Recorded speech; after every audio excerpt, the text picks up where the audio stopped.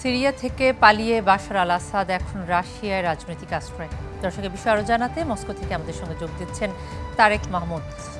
তারেক, এই যে আসাদকে আশ্রয় দেওয়া, সেটা রাশিয়া কোনোভাবে আন্তর্জাতিক চাপের মুখে পড়বে কিনা এবং একই সাথে সিরিয়ার সাথে রাশিয়ার সম্পর্কটা কেমন হতে পারে? দেখুন, এই মুহূর্তে আমরা যখন গতকালকে বাশার আল আসাদ সিরিয়া থেকে পালিয়ে গিয়েছেন, তারপরে আমরা অনেকগুলো নিউজ আমরা দেখছিলাম তার অবস্থান নিয়ে ধোঁয়াশা ছিল। পরবর্তীতে রাশিয়ান নিউজ এজেন্সি গুলোর মাধ্যমে বরাত দিয়ে জানা গিয়েছে যে মস্কোতে অবস্থান করেছেন, যে মস্কোতে এসেছেন তার পরিবার সহ রাজনৈতিক আশ্রয় দেওয়া হয়েছে। শেষে রাশিয়ার ক্রেমলিনের যে মুখপাত্র রয়েছেন দিমিত্রি মেদভেদেভ, তিনি আজকে বলেছিলেন যে রাশিয়ার এটা সম্পূর্ণ বছর শেষের খুশি নগদে হবে বেশি। নগদ পেমেন্টে নির্দিষ্ট ক্যাটাগরির কেনাকাটায় ৩০০ টাকা পর্যন্ত ক্যাশব্যাক।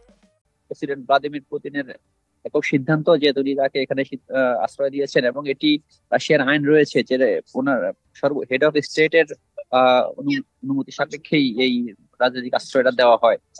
তো এই মুহূর্তে রাশিয়ার উপরে এইটার উপর এদের নিয়ে একটা চাপ আসাটা একটু স্বাভাবিক, বাট এখন পর্যন্ত আমেরিকার প্রেসিডেন্ট ইলেক্ট ডোনাল্ড ট্রাম্প যেটা বলেছেন যে তাকে এই প্রেসিডেন্ট ভ্লাদিমির পুতিনকে আহ্বান জানিয়েছেন যে এটাই যুদ্ধ বন্ধ করার সর্বোত্তম সময়, শুধু সিরিয়াতেই নয় এবং ইউক্রেনেও। তো উনি আহ্বান জানিয়েছেন যেন এই শান্তিপূর্ণ সংলাপের মাধ্যমে এই যুদ্ধগুলো বন্ধ করা হয়।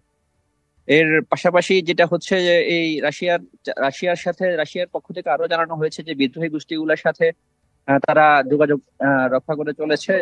রাশিয়ার যে স্থাপনাগুলো রয়েছে সেগুলোর নিরাপত্তার ব্যাপারে আপনি যেটা জানবেন, ওখানে একটি নৌবহর এবং একটি বিমান বহর রয়েছে রাশিয়ার, যেটি রাশিয়ার ওই অঞ্চলের স্থাপনের জন্য অত্যন্ত গুরুত্বপূর্ণ।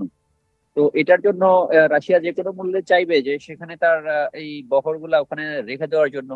যে রাশিয়া বিগত দিনগুলোতে বিদ্রোহী গোষ্ঠীগুলোকে সন্ত্রাসী গ্রুপ আখ্যা দিয়ে থাকলেও এই মুহূর্তে রাশিয়া যেটা চাইবে তাদের সাথে একটা সম্পর্ক স্থাপন করার জন্য তাদের নিজস্ব স্থাপনাগুলোর নিরাপত্তার স্বার্থে, যেমন একটা নেগোসিয়েশন অথবা তারা যাবে, যেমন সিরিয়ার পুনরুদ্ধারের জন্য সিরিয়ার বিভিন্ন অর্থনৈতিক এবং অন্যান্য সহায়তা যেমন রাশিয়া অফার করতে পারে, হয়তো বা এটা এক্সপার্টদের একটা ওপিনিয়ন ছিল, যেমন রাশিয়া থেকে অর্থনৈতিক সহায়তা এবং রাশিয়ার যে প্রাকৃতিক সম্পদ তেল গ্যাস, অর্থাৎ দুদেশের একটা পারস্পরিক সম্পর্ক বজায় থাকলে দুদেশই সেটার জন্য তারা লাভবান হবে।